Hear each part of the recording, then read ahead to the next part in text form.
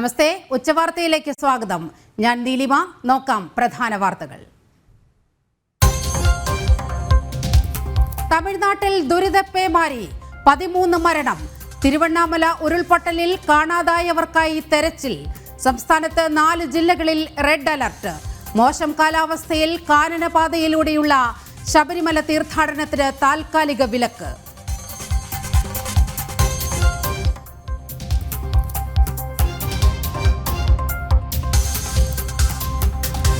സംസ്ഥാനത്തിന് വീണ്ടും ഇരുട്ടടി.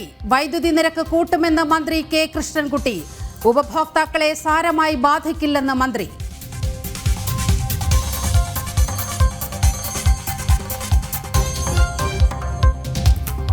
കണ്ണൂർ വളപട്ടണം കവർച്ച കേസിൽ പ്രതിയെ കുടുക്കിയത് നിർണായക CCTV ദൃശ്യങ്ങൾ. ലിജീഷ് നേരത്തെയും മോഷണക്കേസിൽ പ്രതി. 267 പവൻ സ്വർണവും 1.21 കോടി രൂപയും കണ്ടെടുത്തു. പ്രതി കുറ്റം സമ്മതിച്ചെന്ന് കണ്ണൂർ SP.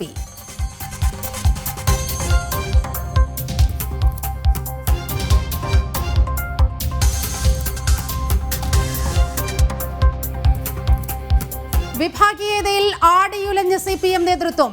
മംഗലപുരം മുൻ ഏരിയ സെക്രട്ടറി മധു മുല്ലശ്ശേരിയെ പുറത്താക്കാൻ ജില്ലാ സെക്രട്ടേറിയറ്റിൽ ധാരണ.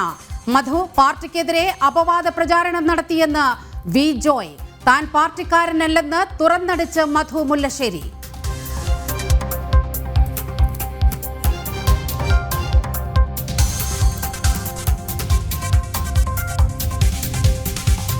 മുതിർന്ന CPM നേതാവ് G സുധാകരനെ കണ്ടതിൽ വെളിപ്പെടുത്തലുമായി BJP നേതാവ് അഡ്വക്കേറ്റ് B ഗോപാലകൃഷ്ണൻ. കൂടിക്കാഴ്ച വിശിഷ്ട വ്യക്തികളെ ആദരിക്കണമെന്ന പ്രധാനമന്ത്രിയുടെ ആഹ്വാനപ്രകാരമെന്ന് ഗോപാലകൃഷ്ണൻ. G സുധാകരനോട് ആദരവും ബഹുമാനവും മാത്രമെന്ന് VD സതീശൻ.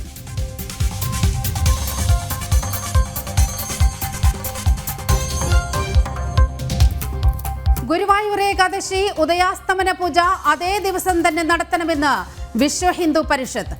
ഏകാദശി ഉത്സവം നശിപ്പിക്കാൻ ചിലർ ശ്രമിക്കുന്നുവെന്ന് സംസ്ഥാന അധ്യക്ഷൻ വിജി തമ്പി ജനം TVയോട്.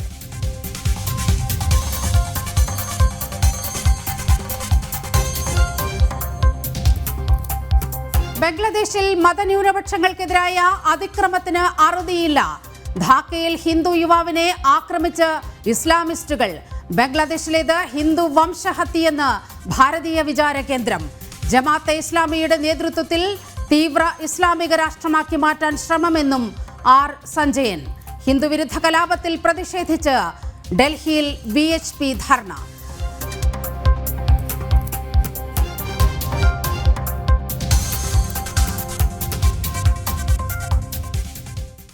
പിൻജാൽ ചുഴലിക്കാറ്റിൽ മരണം 13ആയി. തമിഴ്നാട്ടിലും പുതുച്ചേരിയിലുമായി 13 പേർ മരിച്ചു. തമിഴ്നാട് തിരുവണ്ണാമലയിൽ ഉരുൾപൊട്ടലിൽ 3 പേർ മരിച്ചു. നിരവധി പേർ പ്രദേശത്ത് കുടുങ്ങിക്കിടക്കുകയാണ്. മിന്നൽ പ്രളയത്തിൽ മുങ്ങിയിരിക്കുകയാണ് പുതുച്ചേരി നഗരം. വീടുകളിലും അപ്പാർട്ട്മെന്റുകളിലും കുടുങ്ങിയവരെ സുരക്ഷിത സ്ഥാനങ്ങളിലേക്ക് മാറ്റുകയാണ്. ചുഴലിക്കാറ്റ് വൈകാതെ ന്യൂനമർദ്ദമാകും.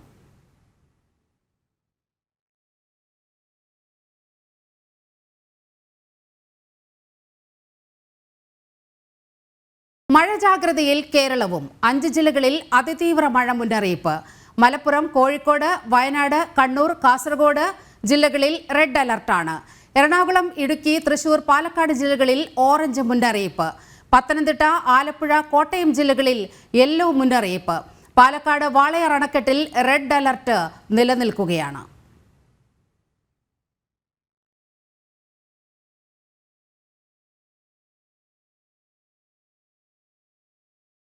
കോട്ടയത്ത് മഴയ്ക്ക് നേരിയ ശമനം. കഴിഞ്ഞ മണിക്കൂറുകളിൽ ജില്ലയുടെ ഒരു പ്രദേശത്തും ശക്തമായ മഴ പെയ്തില്ല. പലയിടത്തും ഇടവിട്ട് മഴ ലഭിക്കുന്നുണ്ട്. മഴ മുന്നറിയിപ്പിന്റെ പശ്ചാത്തലത്തിൽ കളക്ടർ വിദ്യാഭ്യാസ സ്ഥാപനങ്ങൾക്ക് അവധി പ്രഖ്യാപിച്ചിരുന്നു. മലയോര മേഖലയിലെ വിനോദസഞ്ചാര കേന്ദ്രങ്ങളിൽ സന്ദർശന വിലക്കും ഖനന പ്രവർത്തനങ്ങൾക്ക് നിരോധനവും ഏർപ്പെടുത്തി. ഇന്നലെ പലയിടത്തും മണ്ണിടിച്ചിലും വീടുകൾക്ക് കേടുപാടുകളും റിപ്പോർട്ട് ചെയ്തിരുന്നു. ചങ്ങനാശ്ശേരി, കോട്ടയം താലൂക്കുകളിൽ ഓരോ ക്യാമ്പുകൾ തുറന്നു. 2 ക്യാമ്പുകളിലായി 4 കുടുംബങ്ങളിലെ 16 പേരെ മാറ്റിപ്പാർപ്പിച്ചു.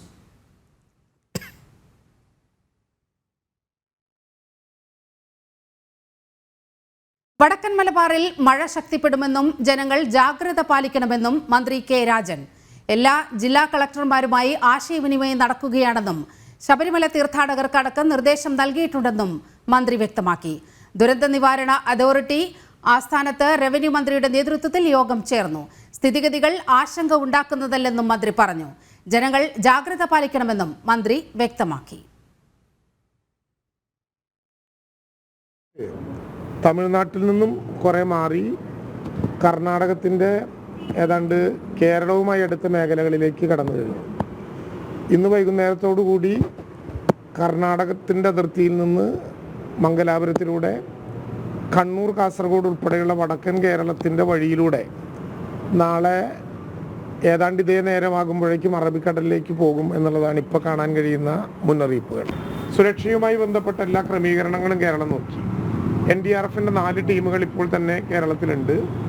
അതിൽ 2 ടീമുകളെ പൂർണ്ണമായിട്ടും ശബരിമലയിലെ തീർത്ഥാടനം കൂടി പ്രമാണിച്ചുകൊണ്ട് ശബരിമലയിൽ തയ്യാറാക്കി നിർത്തിയിട്ടുണ്ട്.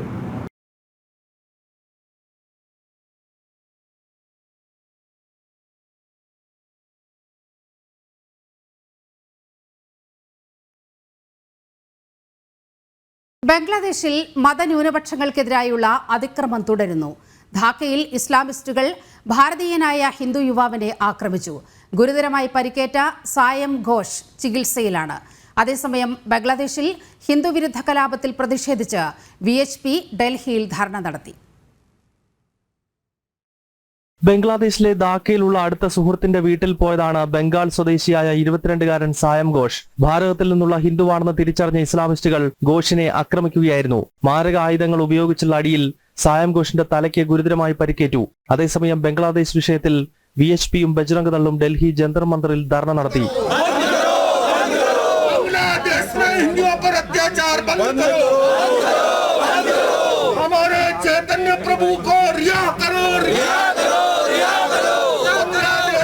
മതന്യൂനപക്ഷങ്ങൾക്ക് നേരെയുള്ള അക്രമങ്ങൾക്കെതിരെ നടന്ന ധർണയിൽ ഹിന്ദു സന്യാസിമാരെ കൂടാതെ ജൈന ബുദ്ധ സന്യാസിമാരും പങ്കെടുത്തു. ഡൽഹിയിലെ ബംഗ്ലാദേശ് ഹൈക്കമ്മീഷനിലേക്ക് ഉടൻ മാർച്ച് നടത്തുമെന്ന് VHP നേതൃത്വം വ്യക്തമാക്കി. ജനം, ഡൽഹി. സംഭാൽ സംഘർഷ മേഖലയിൽ കോൺഗ്രസ് പ്രതിനിധി സംഘത്തെ തടഞ്ഞ് UP പോലീസ്.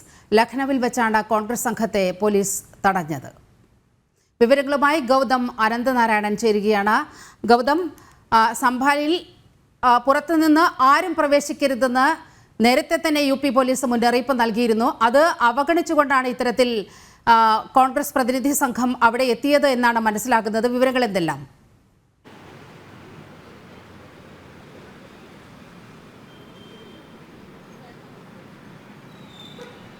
നീലിമ, അനാവശ്യമായ പ്രകോപനം സൃഷ്ടിക്കാനുള്ള കോൺഗ്രസ് നേതാക്കളുടെ ശ്രമമാണ് ഉത്തർപ്രദേശ് പോലീസ് തടഞ്ഞിരിക്കുന്നത്. നീലിമ സൂചിപ്പിച്ചതുപോലെ ഡിസംബർ 10-ാം തീയതി വരെയാണ് കടുത്ത നിയന്ത്രണം സാമ്പാൽ മേഖലയിൽ UP പോലീസ് ഏർപ്പെടുത്തിയിരിക്കുന്നത്. കാരണം അവിടെ നടന്ന സംഭവ വികാസങ്ങൾ നമുക്കറിയാവുന്നതാണ്. ഒരു പള്ളിക്കകത്ത് സർവേ നടക്കുന്നു. അതിനെ ചോദ്യം ചെയ്തുകൊണ്ട് മാരക ആയുധങ്ങളുമായി ഒരു സംഘം എത്തുന്നു. പിന്നീട് വലിയ സംഘർഷത്തെ തുടർന്ന് 5 പേർ അവിടെ കൊല്ലപ്പെട്ട ഒരു പ്രദേശമാണ്. അതിനുശേഷം അവിടെ തുടർ സംഘർഷം ഉണ്ടായിട്ടില്ല എന്നത് തന്നെ UP പോലീസ് എടുത്ത കടുത്ത തീരുമാനത്തിന്റെ ഫലമായിട്ടാണ്. അവിടെ ഇന്റർനെറ്റ് വിച്ഛേദിച്ചിരുന്നു. സാമ്പാൽ മേഖലയിലേക്ക് പുറത്തു നിന്ന് ആർക്കും പ്രവേശനം അനുവദിച്ചിരുന്നില്ല. ബാരിക്കേഡുകൾ വെച്ച് ആ പ്രദേശത്തേക്ക് പുറത്തുനിന്നും എങ്ങനെയൊക്കെ എത്താൻ മാർഗങ്ങളുണ്ടോ അതിനെല്ലാം പോലീസ് തടഞ്ഞിരിക്കുകയാണ്. ആ സ്ഥലത്തേക്ക് പോകണം എന്ന് വാശി പിടിച്ചുകൊണ്ടാണ് ഇന്നിപ്പോൾ ഉത്തർപ്രദേശ് കോൺഗ്രസ് അധ്യക്ഷൻ അജയ് റായിയുടെ നേതൃത്വത്തിലുള്ള സംഘം യാത്ര തിരിച്ചത്. UPയുടെ തലസ്ഥാനമായ ലക്നൌവിൽ വെച്ച് തന്നെ ഈ സംഘത്തെ ഇപ്പോൾ UP പോലീസ് തടഞ്ഞിരിക്കുകയാണ്. അവിടെ ചെറിയ തോതിലുള്ള ഉന്തും തള്ളുമൊക്കെ ലക്നൌവിൽ ഉണ്ടായിട്ടുണ്ട്. എങ്കിലും UP പോലീസ് ഒരു കാരണവശാലും ആരെയും അവിടേക്ക് കടത്തിവിടില്ല എന്ന ശക്തമായ നിലപാട് സ്വീകരിച്ചിരിക്കുന്നു. ഡിസംബർ 10-ാം തീയതി വരെ രാഷ്ട്രീയ നേതാക്കളോ അതല്ലെങ്കിൽ മത നേതാക്കളോ ഏതെങ്കിലും സമുദായത്തിൻ്റെ നേതാക്കളോ അത്തരം ആരെയും ആ നഗരത്തിലേക്ക് പ്രവേശിപ്പിക്കേണ്ടതില്ല എന്നുള്ളതാണ്. കാരണം അത്തരം ആളുകൾ അവിടേക്ക് എത്തുന്നത് സംഘർഷത്തെ വ്യാപിപ്പിക്കാനും പ്രശ്നങ്ങൾ കൂടുതൽ സങ്കീർണമാക്കാനും കാരണമാകുമെന്നാണ് സർക്കാരിൻ്റെ വിലയിരുത്തൽ. നേരത്തെ മുസ്ലിം ലീഗിൻ്റെ പ്രതിനിധി സംഘവും ഇതേ രീതിയിൽ ഡൽഹിയിൽ നിന്നും സംഭാലിലേക്ക് പോകാനൊരു ശ്രമം നടത്തിയിരുന്നു. അത് പോലീസ് തടഞ്ഞിരുന്നു. അതിന് പിന്നാലെയാണ് ഇപ്പോൾ കോൺഗ്രസിൻ്റെ UP അധ്യക്ഷൻ്റെ നേതൃത്വത്തിൽ ഇത്തരത്തിൽ അനാവശ്യമായ ഒരു യാത്ര നടത്താൻ ശ്രമം ഉണ്ടായത്. എന്തായാലും UP പോലീസ് അത് വളരെ വിജയകരമായി ലക്നൌവിൽ വെച്ച് തന്നെ തടഞ്ഞിരിക്കുകയാണ്. നീലിമ. ഗൗതം, ഇതിൽ കാണേണ്ട ഒരു വസ്തുത അങ്ങേയറ്റം പ്രകോപനമുണ്ടാക്കാനുള്ള ഒരു നീക്കം കോൺഗ്രസിന്റെ ഭാഗത്തു നിന്ന് ഉണ്ടായി എന്നാണ്. വളരെ ഉത്തരവാദിത്തപ്പെട്ട ഒരാളാണ്, UP കോൺഗ്രസ് അധ്യക്ഷനാണ്. ആ സംഭൽ സംഘർഷ മേഖലയിൽ അത്തരത്തിൽ കടന്നു കയറാൻ ശ്രമമുണ്ടായത്.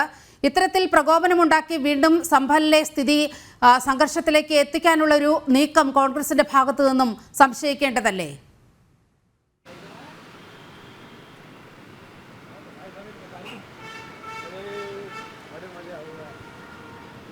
നീലിമ, മുൻപൊക്കെ UP സംബന്ധിച്ച് നമുക്കറിയാം, യോഗി ആദിത്യനാഥിന്റെ ഒരു സർക്കാർ അവിടെ അധികാരത്തിലേറുന്നതിന് മുൻപ് ഉത്തർപ്രദേശിൽ നടന്നിട്ടുള്ള കലാപങ്ങളുടെ ചരിത്രം നോക്കുമ്പോൾ നമുക്ക് മനസ്സിലാക്കാൻ കഴിയുന്നത് ആഴ്ചകൾ നിലനിൽക്കുന്ന കലാപങ്ങളായിരുന്നു. ഏറ്റവും കുറഞ്ഞത് ഒരു 50 പേരെങ്കിലും മരണപ്പെടുന്ന കലാപങ്ങളുടെ ചരിത്രമാണ് ഉത്തർപ്രദേശിന് മുൻപ് പറയാനുള്ളത്. ഒരു 947 രാജ്യത്തിന് സ്വാതന്ത്ര്യം കിട്ടിയതിന് ശേഷം പിന്നീട് UP സംസ്ഥാനം രൂപീകൃതമായപ്പോൾ മുതലുള്ള ചരിത്രമാണ് ഞാൻ സൂചിപ്പിച്ചത്. പക്ഷേ 2017 ശേഷം നമ്മൾ നോക്കണം, UP-യിൽ കാര്യമായ വർഗീയ കലാപങ്ങൾ ഉണ്ടാകുന്നില്ല. ചില ഒറ്റപ്പെട്ട സംഭവങ്ങൾ നടക്കുന്നുണ്ട്. അവിടെ പോലീസ് വെടിവെപ്പോ അല്ലെങ്കിൽ ഇരു മതവിഭാഗങ്ങൾ തമ്മിലുള്ള ഏറ്റുമുട്ടലോ നടക്കുന്നുണ്ടെങ്കിലും ദിവസങ്ങൾ നീണ്ടു നിൽക്കുന്ന അല്ലെങ്കിൽ തുടർച്ചയായ ആളുകൾ മരണപ്പെടുന്ന, വീടുകൾ കത്തിക്കുന്ന, ക്ഷേത്രങ്ങളും പള്ളികളും ആക്രമിക്കുന്ന കലാപങ്ങൾ ഇപ്പോൾ ഉത്തർപ്രദേശിൽ ഇല്ല എന്നത് UP-യിലെ ജനങ്ങൾ ഒരുപോലെ സമ്മതിക്കുന്നുണ്ട്.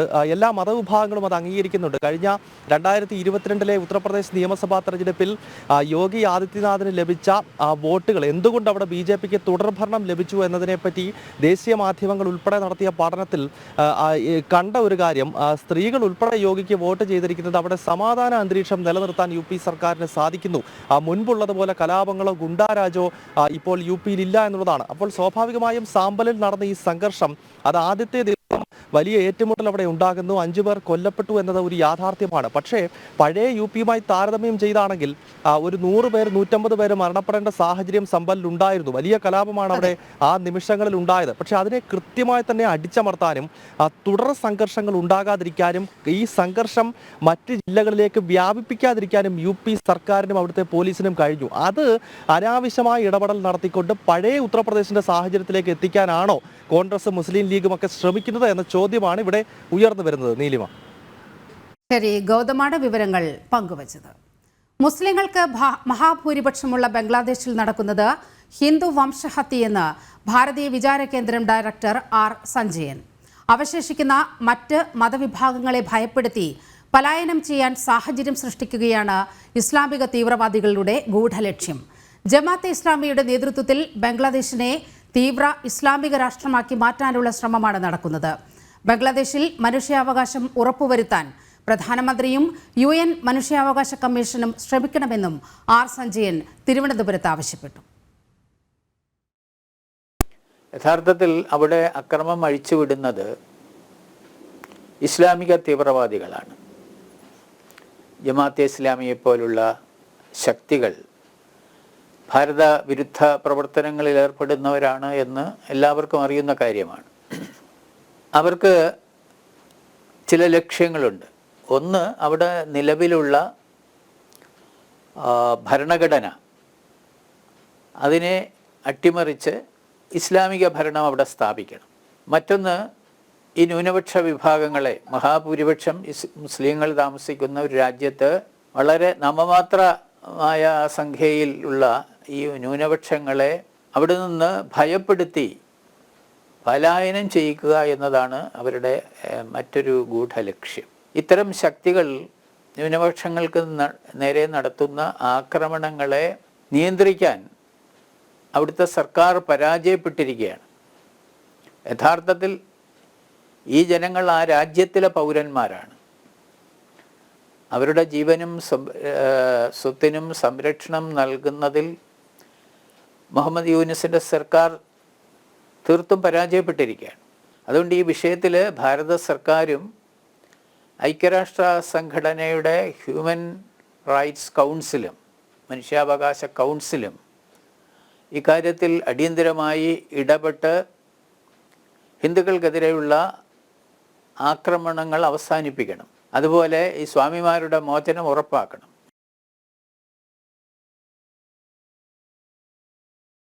ലോക നേതാക്കളോട് സഹായം അഭ്യർത്ഥിച്ച് ഹമാസ് ബന്ദിയാക്കിയ യുവാവിന്റെ പിതാവ്. ബന്ദിയായി തടവിൽ കഴിയുന്ന ഈഡൻ അലക്സാണ്ടറിന്റെ വീഡിയോ കഴിഞ്ഞ ദിവസം പുറത്തു വന്നിരുന്നു. തുടർന്നാണ് പിതാവ് ആദി അലക്സാണ്ടർ പരസ്യമായ സഹായം അഭ്യർത്ഥിച്ചത്. Benjamin Netanyahu, Joe Biden, Donald Trump എന്നിവരോടാണ് പിതാവ് സഹായം അഭ്യർത്ഥിക്കുന്നത്. ഇക്കഴിഞ്ഞ ദിവസമാണ് തടവിൽ കഴിയുന്ന ഈഡൻ അലക്സാണ്ടറുടെ ദൃശ്യങ്ങൾ പുറത്തുവന്നത്. ബന്ദികളായി ടണലുകളിൽ കഴിയുന്നവരുടെ നിസ്സഹായാവസ്ഥ വിവരിക്കുന്നതായിരുന്നു ഈഡൻ അലക്സാണ്ടറിന്റെ വീഡിയോ. קוראים לי עידן אלכסנדר ואני אסיר בשבי החמאס יותר מ-420 יום. לראש הממשלה בנימין נתניהו, אני שמעתי אותך מדבר עם עם ישראל בחדשות ואני מאוכזב מאוד. אני שמעתי שאתה מוכן להעניק למי שמסגיר אותנו $5 מיליון אם הוא הביא אותנו חי לעם ישראל. אל תפקירו אותנו. אנחנו רוצים לחזור עם שכל שלם הביתה.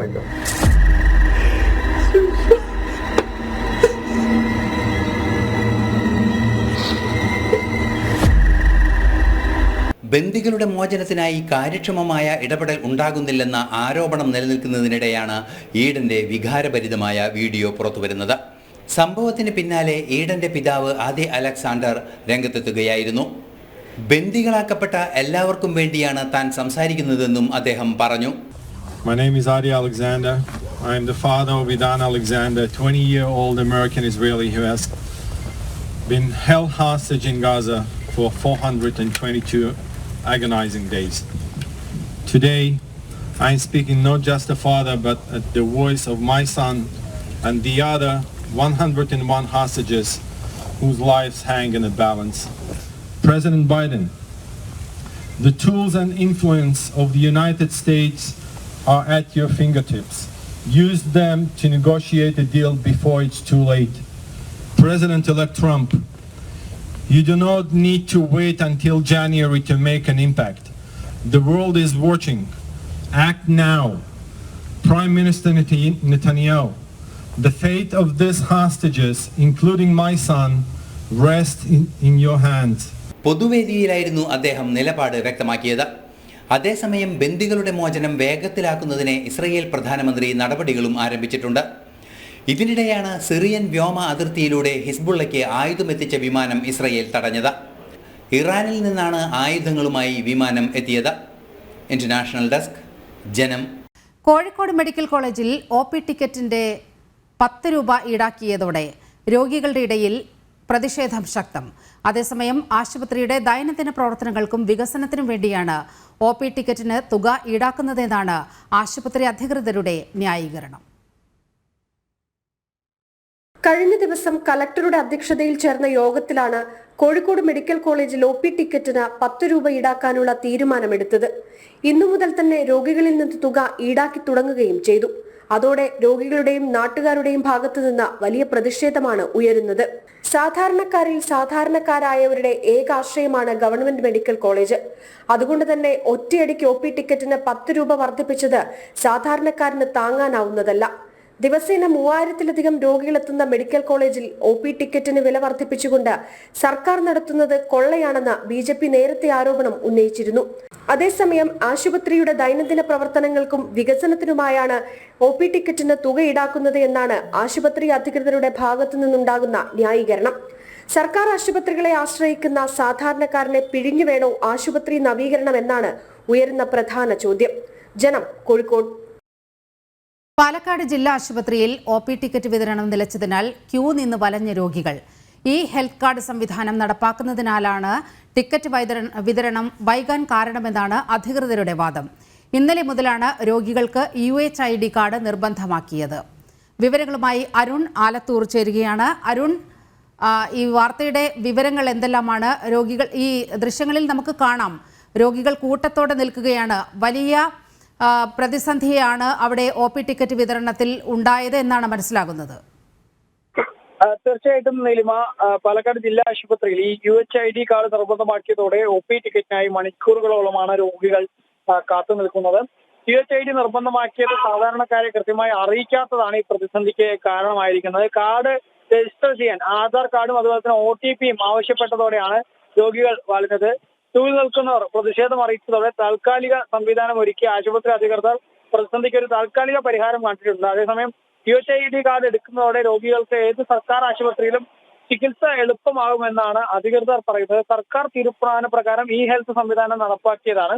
രോഗികൾ കൃത്യമായി വിവരം അറിയാത്തത് തിരക്കിന് കാരണമായി എന്നുള്ളതാണ് ജില്ലാ ആശുപത്രി സൂപ്രണ്ട് ഉൾപ്പെടെ വിഷയത്തിൽ പ്രതികരിക്കുന്നത്. UHID കാർഡ് എടുക്കുന്നത് രോഗികൾക്ക് ഗുണം ചെയ്യിക്കും. അത് ഏത് സർക്കാർ ആശുപത്രിയിലും പിന്നീട് ചികിത്സ തേടാം. ഇപ്പോൾ ഉള്ളത് ഈ ഒരു താൽക്കാലിക തിരക്ക് മാത്രമാണ്. അതുകൊണ്ട് തന്നെ പ്രശ്നം പരിഹരിക്കാൻ നാളെ മുതൽ പുതിയ കൗണ്ടറുകൾ സജ്ജമാക്കും എന്നുള്ളതാണ് ആശുപത്രി സൂപ്രണ്ട് ഉൾപ്പെടെ വിഷയത്തിൽ വ്യക്തമാക്കുന്നത്. പാലക്കാട് ജില്ലാ ആശുപത്രിയിൽ OP ടിക്കറ്റ് വിതരണത്തിൽ വൻ പ്രതിസന്ധി. അരുണാണ് വിവരങ്ങൾ പങ്കുവച്ചത്. തിരുവനന്തപുരത്തെ മംഗലപുരം മുൻ ഏരിയ സെക്രട്ടറി മധു മുല്ലശ്ശേരിയെ പുറത്താക്കാൻ CPM നടപടിയെടുക്കാൻ ജില്ലാ സെക്രട്ടേറിയറ്റിൽ തീരുമാനം. സംസ്ഥാന സെക്രട്ടേറിയറ്റിന്റെ അനുമതിയോടെയാണ് പ്രഖ്യാപനം. വിവരങ്ങളുമായി പ്രജിത്ത് മോഹനൻ ചേരുകയാണ്. പ്രജിത്ത്, ഈ മംഗലപുരം ഏരിയ സമ്മേളനവുമായി ബന്ധപ്പെട്ട് വലിയ പ്രശ്നങ്ങൾ ഉടലെടുത്തിരുന്നു. ഏറ്റവും ഒടുവിൽ ലഭിക്കുന്ന വിവരമനുസരിച്ച് മധു മുല്ലശ്ശേരിയെ ഏരിയ സെക്രട്ടറി സ്ഥാനത്ത് നിന്നും നേരത്തെ തന്നെ പുറത്താക്കിയിരുന്നു. പകരം ആളെ വയ്ക്കുകയും ചെയ്തു. ഇപ്പോൾ പാർട്ടിയിൽ നിന്ന് മധു മുല്ലശ്ശേരിയെ പുറത്താക്കാനുള്ള നീക്കമാണ് നടക്കുന്നത്. വിവരങ്ങൾ. CPM ജില്ലാ സെക്രട്ടറി വി ജോയ്ക്കെതിരെ ഗുരുതര ആരോപണങ്ങൾ ഉന്നയിച്ച മുൻ ഏരിയ സെക്രട്ടറി മധു മുല്ലശ്ശേരി കഴിഞ്ഞ ദിവസം മംഗലപുരം ഏരിയ സമ്മേളനത്തിൽ നിന്ന് ഇറങ്ങിപ്പോകുന്നത് വലിയ വാർത്താ പ്രാധാന്യം നേടിയിരുന്നു. പിന്നാലെ വി ജോയ്ക്കെതിരെ ഗുരുതരമായ ആരോപണങ്ങളും അദ്ദേഹം ഉന്നയിച്ചു. തുടർന്ന് പാർട്ടിയിൽ നിന്ന് താൻ പുറത്തു പോകുകയാണെന്നുള്ള പ്രഖ്യാപനവും ഒക്കെ നടത്തിയിരുന്നു. അതിന് പിന്നാലെയാണ് ഇന്ന് CPM ജില്ലാ സെക്രട്ടേറിയറ്റ് ചേർന്നിട്ട് മധു മുല്ലശ്ശേരിയെ പാർട്ടിയിൽ നിന്ന് പുറത്താക്കാനുള്ള തീരുമാനമെടുത്തത്. സംസ്ഥാന സെക്രട്ടേറിയറ്റിന്റെ അംഗീകാരത്തോടു കൂടിയായിരിക്കും ഈ തീരുമാനം പ്രഖ്യാപിക്കുക. എന്തായാലും നടപടി ഉണ്ടാകുന്നുള്ള കാര്യം ഉറപ്പായി. കാരണം കഴിഞ്ഞ ദിവസം മധു പറഞ്ഞ ആരോപണങ്ങളെല്ലാം പാർട്ടിയുടെ തിരുവനന്തപുരത്തെ പ്രധാനപ്പെട്ട കടകംപള്ളി സുരേന്ദ്രനെ പോലെയുള്ള അല്ലെങ്കിൽ ആനാവൂർ നാഗപ്പനെ പോലെയുള്ള നേതാക്കൾ തള്ളിക്കളയുന്ന കാഴ്ചയും നമ്മൾ കണ്ടു. മധു മുല്ലശ്ശേരി സംഘടനാ വിരുദ്ധമായ നിലപാടാണ് സ്വീകരിച്ചത്. അദ്ദേഹത്തിനൊപ്പം ആരും പാർട്ടി വിട്ടുപോകില്ല, അദ്ദേഹം പോകുന്നതിനെ പറ്റി പാർട്ടിക്ക് പ്രശ്നമില്ല തുടങ്ങിയിട്ടുള്ള പരാമർശങ്ങൾ നേതാക്കളുടെ ഭാഗത്തു നിന്നുണ്ട്. ഇന്ന് മധു മുല്ലശ്ശേരി തിരിച്ചും വലിയ വിമർശനങ്ങൾ പാർട്ടിക്കെതിരെ ഉന്നയിച്ചു. വി ജോയ് MLA-ക്കെതിരെ സാമ്പത്തിക ആരോപണങ്ങൾ ഉന്നയിച്ചത് പാർട്ടി പ്രവർത്തകരാണ്, താനല്ല. ഇത്തരം പ്രശ്നങ്ങൾ അവിടെ നിലനിൽക്കുന്നുണ്ട്. ഇതൊന്നും പരിഹരിക്കാതെയാണ് ഇത്തരമൊരു നീക്കത്തിലേക്ക് പാർട്ടി പോകുന്നത്. താൻ പാർട്ടിയിൽ നിന്നും ഇപ്പോൾ തന്നെ പുറത്തായി കഴിഞ്ഞു. എന്തായാലും തനിക്കൊപ്പം കൂടുതൽ പ്രവർത്തകരും മംഗലപുരം ഏരിയയിൽ നിന്ന് CPM വിടുമെന്നുള്ള ഒരു സൂചനയും അദ്ദേഹം നൽകിയിരുന്നു. അങ്ങനെ ഒരുപക്ഷെ കേരളത്തിൽ ഇപ്പോൾ നടന്നുകൊണ്ടിരിക്കുന്ന CPM ഏരിയ സമ്മേളനങ്ങളുടെ കാലഘട്ടത്തിൽ ഉണ്ടായിക്കൊണ്ടിരിക്കുന്ന ഈ പൊട്ടിത്തെറികളുടെ ഏറ്റവും പുതിയ ഭാഗമാണ്, അല്ലെങ്കിൽ ഏറ്റവും ശ്രദ്ധേയമായ വിഷയമാണ് ഇപ്പോൾ തിരുവനന്തപുരം നടന്നുകൊണ്ടിരിക്കുന്നത്. തിരുവനന്തപുരം നേമത്തും നേരത്തെ കിളിമാനൂരിലും ഒക്കെ സമാനമായ പ്രശ്നങ്ങൾ ഉണ്ടായിരുന്നു. ശരി. മധു മുല്ലശ്ശേരിയുടെ ആരോപണങ്ങൾക്ക് മറുപടിയുമായി CPM തിരുവനന്തപുരം ജില്ലാ സെക്രട്ടറി വി ജോയ്. മധുവിന്റെ ആരോപണങ്ങൾ സത്യവിരുദ്ധമാണ്. നടപടിക്രമങ്ങൾ പാലിച്ചാണ് മംഗലപുരം ഏരിയ സമ്മേളനം നടന്നത്. അനുനയിപ്പിക്കാനില്ലെന്നും മധു മുല്ലശ്ശേരിയെ പുറത്താക്കുന്നതിൽ സംസ്ഥാന സെക്രട്ടേറിയറ്റിന്റെ അനുമതിയോടെ പ്രഖ്യാപനമുണ്ടാകുമെന്നും വി ജോയ് മാധ്യമങ്ങളോട് പറഞ്ഞു. മംഗലപുരം സമ്മേളനം കഴിഞ്ഞ് അവിടെ ഏരിയ സെക്രട്ടറി ആയിരുന്ന മധു പിന്നീട് ഇറങ്ങിപ്പോയി എന്നും പാർട്ടിക്ക് എതിരായിട്ടുള്ള നിലപാടുകൾ സ്വീകരിക്കുകയും ചെയ്തതായിട്ട് മാധ്യമങ്ങളിലൂടെ ശ്രദ്ധയിൽപ്പെട്ടു. അവിടെ യഥാർത്ഥത്തിൽ ആ കമ്മിറ്റിയുടെ പാനൽ വെച്ചത് മധുവാണ്, പഴയ സെക്രട്ടറിയാണ്. ജില്ലാ സമ്മേളന പ്രതിനിധികളുടെ പാനൽ വെച്ചത് മധുവാണ്. ഇത് രണ്ടും കഴിഞ്ഞ് ഞങ്ങളുടെ പാർട്ടിയെ സംബന്ധിച്ചിടത്തോളം സെക്രട്ടറിയെ തിരഞ്ഞെടുക്കുന്നതിന് ഒരു രീതിയുണ്ട്. ആ രീതിയാകട്ടെ ഒന്നുകിൽ യുനാനിമസ് ആയിട്ട് സെക്രട്ടറിയെ കമ്മിറ്റി തിരഞ്ഞെടുക്കും, ഇല്ലെങ്കിൽ കമ്മിറ്റിയിൽ മറ്റൊരു അഭിപ്രായം കൂടി വന്നാൽ അതിന് ഏതാണ് മുൻതൂക്കം എന്നുള്ളത് പരിശോധിക്കും. സ്വാഭാവികമായിട്ട് ഒരു ചർച്ച അക്കാര്യത്തിൽ വരും. മധുവിൻ്റെ നിലപാടിനെ സംബന്ധിച്ച് പാർട്ടിക്ക് വ്യത്യസ്ത അഭിപ്രായമാണുള്ളത്. ലീഡർഷിപ്പ് അക്കാര്യത്തെക്കുറിച്ച് ചർച്ച ചെയ്തിട്ടുണ്ട്. ഞങ്ങൾക്ക് മാത്രമായിട്ട് തീരുമാനിക്കാൻ പറ്റില്ല. ഞങ്ങളുടെ ഉപരി കമ്മിറ്റിയുമായിട്ടെല്ലാം ആലോചിച്ച് അത് യഥാസമയത്ത് അറിയിക്കും. അതേസമയം പാർട്ടിക്കെതിരെ കടുത്ത നിലപാടുമായാണ് മധു മുല്ലശ്ശേരി രംഗത്തെത്തിയിരിക്കുന്നത്. താൻ പാർട്ടിക്കാരനല്ലെന്ന് CPM മംഗലപുരം മുൻ ഏരിയ സെക്രട്ടറി മധു മുല്ലശ്ശേരി. വി ജോയ് നടത്തുന്നത് കടുത്ത വിഭാഗീയ പ്രവർത്തനങ്ങൾ. ഇതിൽ പ്രതിഷേധിച്ചതാണ് താൻ ചെയ്ത തെറ്റ്. ജോയിയുടെ വിഭാഗീയ പ്രവർത്തനങ്ങളിൽ പ്രതിഷേധിച്ചാണ് പാർട്ടി വിടാൻ തീരുമാനിച്ചതെന്ന് മധു മുല്ലശ്ശേരി മാധ്യമങ്ങളോട് പറഞ്ഞു. അല്ല, അച്ചടക്ക നടപടി ഉണ്ടാവുമെന്ന് പറയാനും ഞാൻ ഇന്നിപ്പോൾ കമ്മ്യൂണിസ്റ്റുകാരനല്ല. ഞാൻ കമ്മ്യൂണിസ്റ്റ് പാർട്ടിയിൽ നിന്ന് സമ്മേളനത്തിൽ നിന്ന് ഇറങ്ങി വന്ന ഒരാളാണ്. ഈ അച്ചടക്ക നടപടിയും പാർട്ടി രീതിയൊക്കെ എനിക്ക് അറിയാവുന്ന ഒരാളാണ്. കഴിഞ്ഞ ഒരു വർഷക്കാലമായി ജില്ലാ സെക്രട്ടറി ജോയി നടത്തിയ വിഭാഗീയ പ്രവർത്തനത്തിൽ പ്രതിഷേധിച്ചുകൊണ്ടാണ് ഞാൻ സമ്മേളന നഗരിയിൽ നിന്ന് ഇറങ്ങി വരുന്നത്. ബി ജോയി എന്ന ജില്ലാ സെക്രട്ടറി നടത്തിയ വിഭാഗീയ പ്രവർത്തനം അത് അന്വേഷിക്കണമെന്ന് ഞാൻ പാർട്ടി നേതൃത്വത്തോട് പല പ്രാവശ്യം ആവശ്യപ്പെട്ടതാണ്. പാർട്ടി ഏരിയ കമ്മിറ്റി കൂടാൻ പറ്റാത്ത അവസ്ഥയിലാക്കി. പാർട്ടി ഏരിയ കമ്മിറ്റി ആഫീസ് ജോയിയുടെ വീട്ടിലോട്ട് മാറ്റി. അതെല്ലാം പല ഘട്ടത്തിൽ ഞാൻ പറഞ്ഞിട്ടുള്ളതാണ്. അങ്ങനെ അതിൽ പ്രതിഷേധിച്ചുകൊണ്ടാണ് ഞാൻ പാർട്ടി വിടാനായിട്ട് തീരുമാനിച്ചത്. പത്തനംതിട്ട CPMലെ വിഭാഗീയത തീർക്കാൻ സംസ്ഥാന സെക്രട്ടറി MV ഗോവിന്ദൻ നേരിട്ടെത്തിയിട്ടും രക്ഷയില്ല. പുതിയ കൊടുമൺ ഏരിയ സെക്രട്ടറിക്കെതിരെ പാർട്ടിക്കുള്ളിൽ കലഹം. ജില്ലാ സെക്രട്ടറി KP ഉദയഭാനുവിന്റെ ഏരിയ സമ്മേളനത്തിൽ മത്സരത്തിലൂടെയാണ് ഏരിയ സെക്രട്ടറിയായി RB രാജീവ് കുമാർ തെരഞ്ഞെടുക്കപ്പെട്ടത്.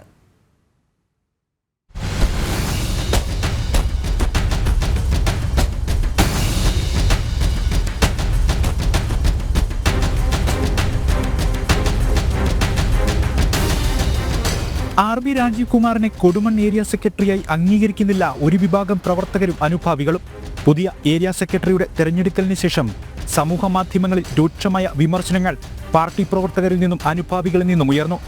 പാർട്ടി നേതൃത്വത്തിനെതിരെയും ഫേസ്ബുക്ക് പോസ്റ്റുകളിലൂടെ വിമർശനമുണ്ട്. ഫേസ്ബുക്ക് പോസ്റ്റുകളിട്ടവരിൽ CPM പഞ്ചായത്ത് അംഗവും ഏരിയ കമ്മിറ്റി അംഗവും വരെ ഉൾപ്പെടുന്നു.